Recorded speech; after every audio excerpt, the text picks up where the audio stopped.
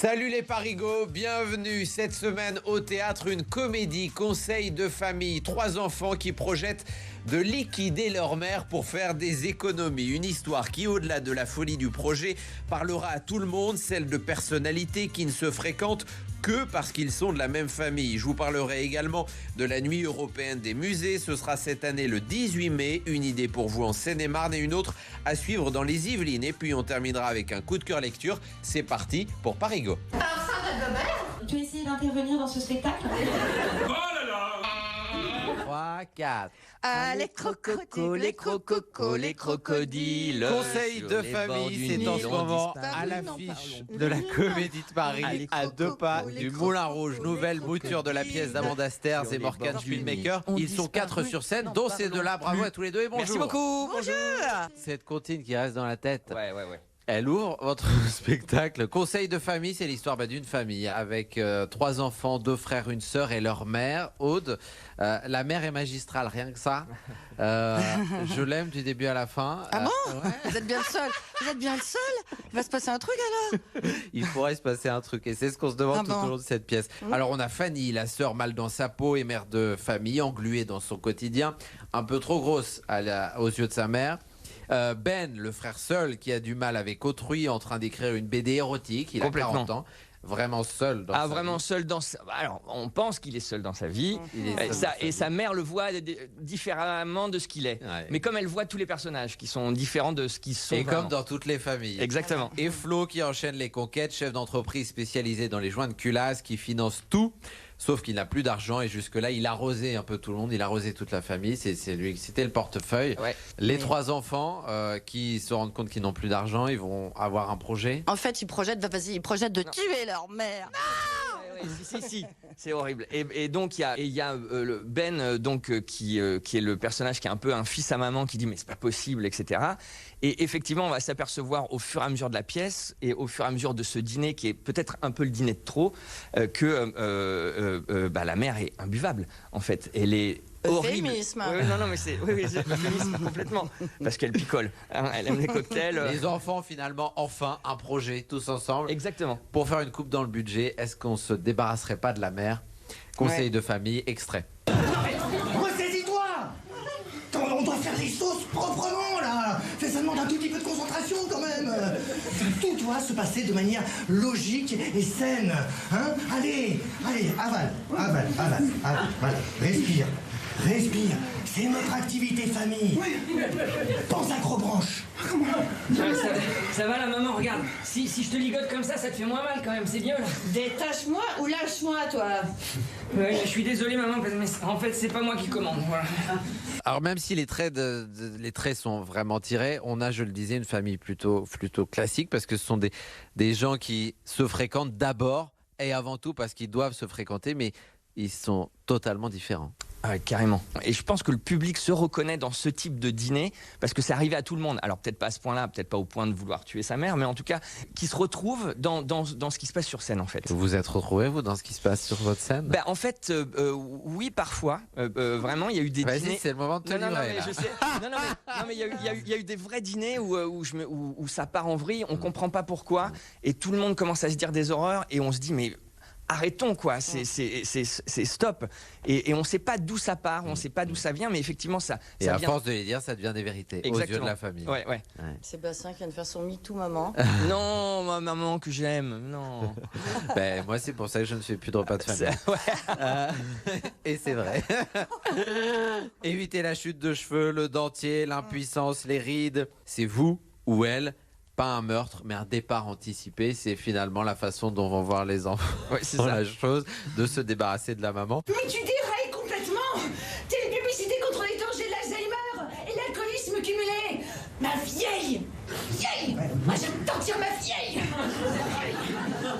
Mais c'est moi, un seul moment où j'ai perdu la boule, ma grosse. Oh, moi aussi, j'entends dire ma grosse. Et si maman ne vieillissait pas et si on lui épargnait ça, finalement, il va avoir tous les arguments, le chef d'entreprise, le fils chef d'entreprise qui gérait l'argent de la bourse. Ouais. Et il va réussir comme ça avec plein d'arguments à convaincre finalement tout le monde que le projet n'est pas si fou que ça, de se débarrasser de la mère, ça peut faire pas mal d'économies. Puis les enfants sont pas bien finis non plus. Il faut quand même l'admettre. Personne n'est bien fini dans cette famille. Mais Effectivement. encore une fois, comme dans toutes les familles. Et absolument. Mais il n'y a pas de mauvaise graine, il n'y a que de mauvais agriculteurs. Parce qu'évidemment, la fille, elle n'est pas du tout grosse, et j'arrête pas de la traiter de grosse, alors qu'elle ne l'est pas. Du coup, comme elle dit, ses frères la voient grosse. Donc tout le monde voit les frères et sœurs se voient à travers le prisme de la mère, qui est une mère frustrée, vindicative, méchante. Intrinsèquement méchante, mais très drôle. Elle a décidé de vivre sa best life. Voilà. Oui, voilà. On est, Elle se dit, j'ai fait ce que je devais faire, tout ça c'était derrière moi, maintenant je vis ma vie. Exactement. Sans fil, comme si elle était une maladie sans filtre. Pourquoi avoir accepté de jouer cette pièce? En quoi elle vous fait kiffer sur scène? C'est agréable de jouer une pièce comique qui sort un peu des sentiers battus, c'est-à-dire qui n'est pas tagada poète poète. On se dit des choses terribles et en même temps très drôles.